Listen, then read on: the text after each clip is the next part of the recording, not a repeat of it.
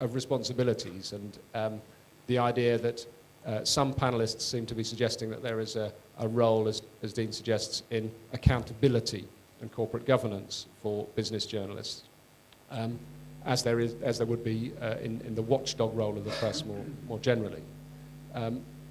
For each of you, I'd be very interested in hearing your view on whether, in a situation in which it's not in the short or medium term financial interests of your news organisation, you would be prepared to fund investigations and news reports that your readers simply weren't demanding, which related, for example, to systemic risks or some of the other kinds of stories,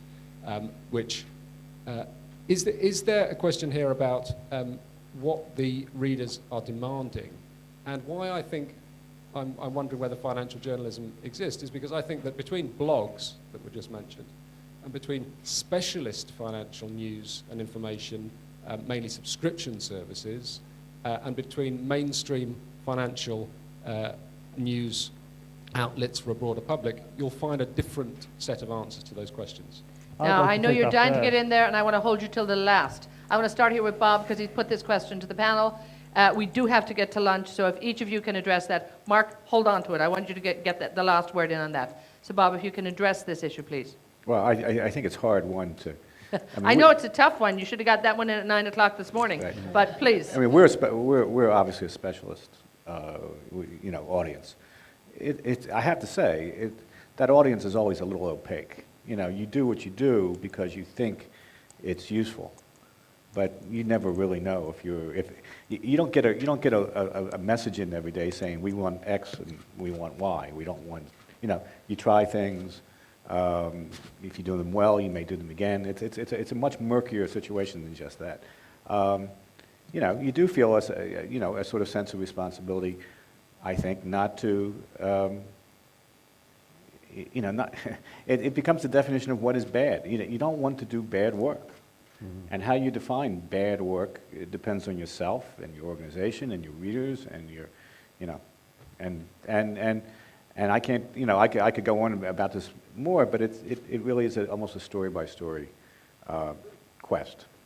I got to move this one along quickly. Yeah, quickly. It's an important question, and it goes to how journalism actually works, and to me, it speaks to the importance of editorial leadership. Journalists obviously aren't merely order takers, and I think one of the things that, and responding to readership surveys, they do that.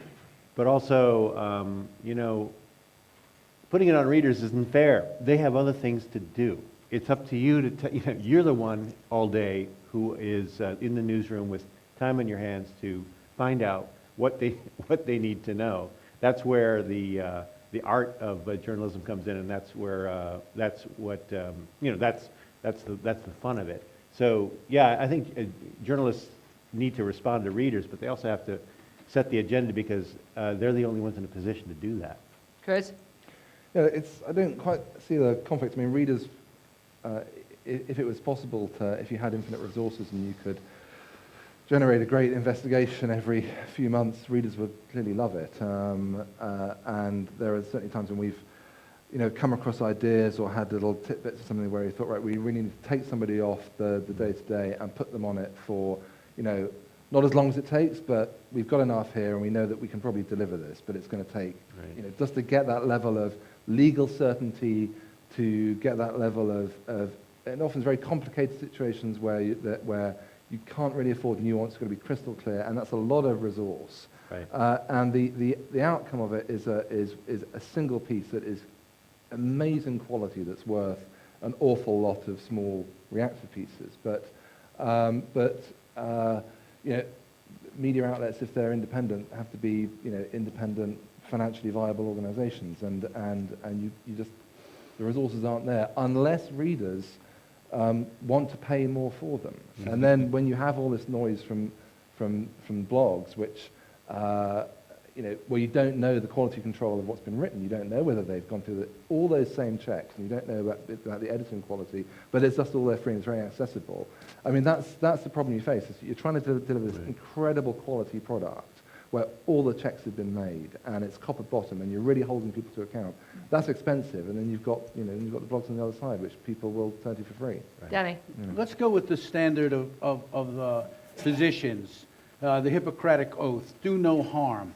I feel like a lot of media outlets have done harm by neglect, by insensitivity, by refusal to cover the pain of people suffering from this crisis. So I think we can undo that with a new type of journalism, a new type of storytelling, which I think is vitally needed. And in the interim, watch Bloomberg News. That's all I can say. I'm not going to let Mark even get in there now. I've got one more. Karel, we got another quick 20 seconds from you. I don't think the journalists simply should beat themselves up. I mean, journalists, academics, technocrats, we're all responsible and accountable.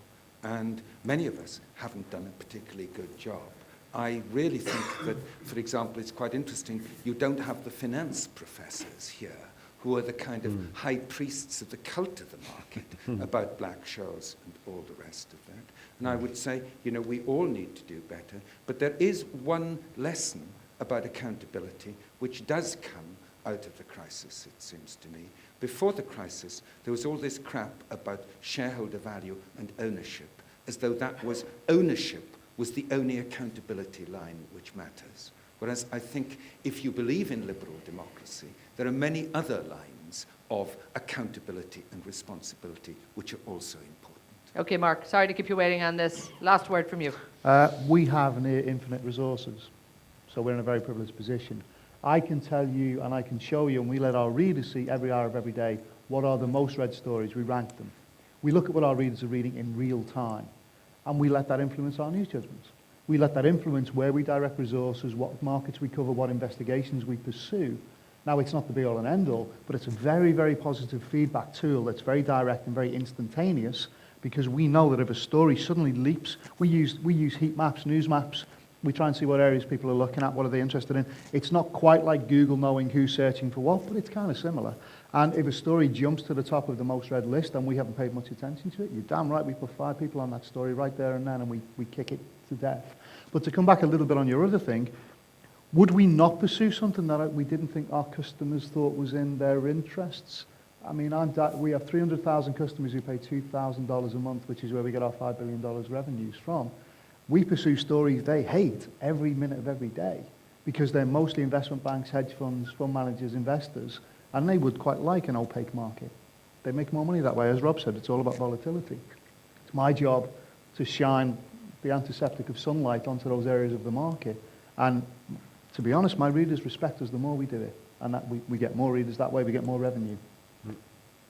All right, we'll leave you the last word there. Please, to Mark, to Danny, Chris, Dean, Bob, and indeed to Karel and Ewald, thank you so much for that absolutely riveting discussion there. I think you did a fabulous, fabulous job. Now, we are running just...